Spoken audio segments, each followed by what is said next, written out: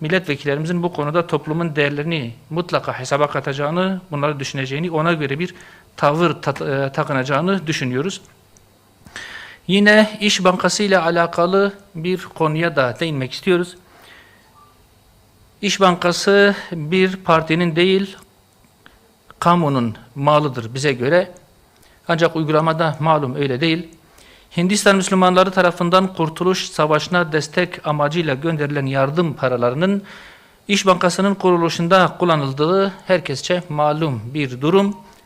Dönemin tek parti iktidarı siyasi gücünü de kullanarak Cumhuriyet Halk Partisi'ni birçok şirkete olduğu gibi adı geçen bankaya da ortak yapmıştır o dönemlerde.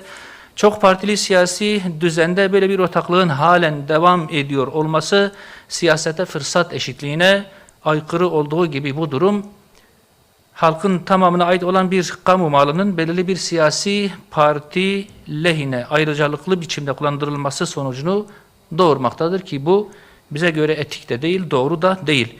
İsmi çok sayıda yolsuzluk, rüşvet, irtikap ve cinsel taciz olaylarına karışmış bir partide parti yönetimini elde tutmak için hizipler arası büyük çekişmeler yaşanmakta ve kamuoyunda bunun sebeplerinden birinin de partinin hükmettiği para kaynakları olduğu iddia edilmektedir.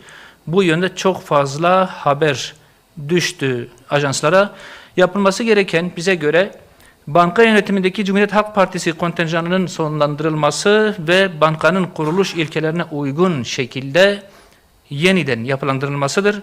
Hindistanlı Müslümanların yardımlarıyla kurulmuş olan bankanın faizli işlemlerden çektirilmesi ve bir katılım bankasına dönüştürülmesi en uygun olandır. Bundan sonra oluşturulacak ek kurum ve kuruluşlarla küresel bir yardım organizasyonuna öncülük edecek bir yapıya kavuşturulması bankanın kuruluş amacıyla daha uyumlu olacaktır diye düşünüyoruz. Değerli arkadaşlar, Şırnak'ta ciddi bir mağduriyete sebep olan bir konuyu bir kez daha arz etmek istiyorum. Şırnak'ın Silopi ilçesinde fiilen mevcut olmayan araçların kayıtlarının silinmesi hususunu biz kaç defa gündem ettik. Şırnak'ın Silopi ilçesinde 1994-2000 yılları arasında Silopi-Irak hattında taşımacılık yapan yaklaşık 3000 araç 2000 yılında Irak hükümeti ile yaşanan sorunlar nedeniyle faaliyetlerine son vermek zorunda kalmışlardı. Güvenliğin bulunmadığı açık sahalarda uzun süre bekleyen bu araçlar ekonomik ömürlerini tamamlayarak çalışamaz hale gelmiş, parçaları çalınarak fiilen ortadan kalkmıştır. Araçların büyük bölümü geçmişteki düzenlemelerle hurdaya ayrılıp tescilleri dahi trafikten silinmiş. Ancak bu silinen kayıtlar halen Maliye Bakanlığı'nda maliye kayıtlarında bunların sicilleri ve vergi yükümlülükleri devam etmektedir. Yaklaşık 1500 araç hala kayıtlı görülmekte bu vergi yükümlülüğü nedeniyle. Fiziken var olmayan bu araçlar nedeniyle binlerce vatandaşımız ödeme imkanı bulunmayan ve her gün artan MTV ve vergi borcu yükü altında ezilmekte ve maalesef birçok hak mahrumiyeti yaşamaktadır.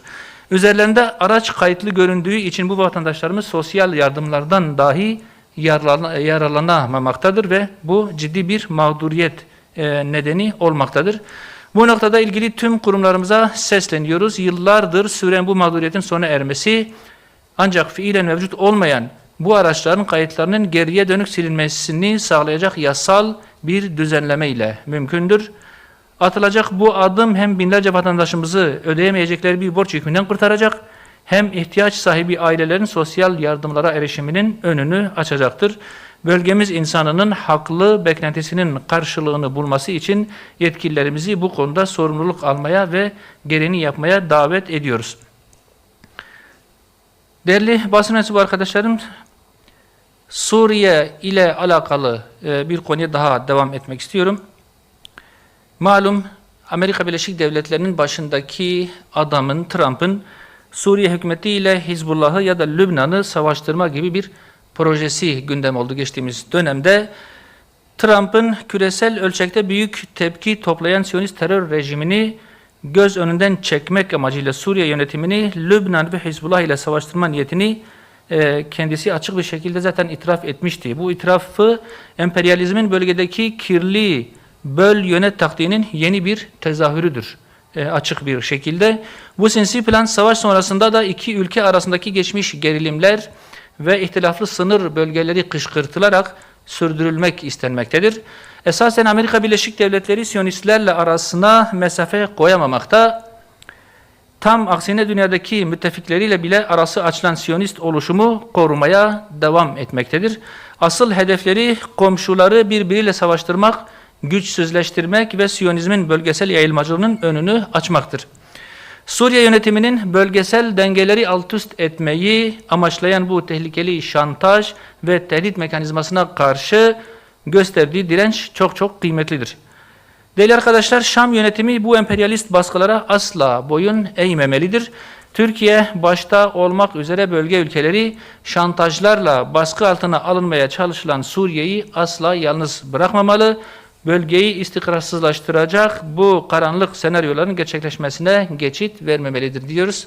Basın açıklamamızı bitiriyoruz. Teşekkür ediyorum.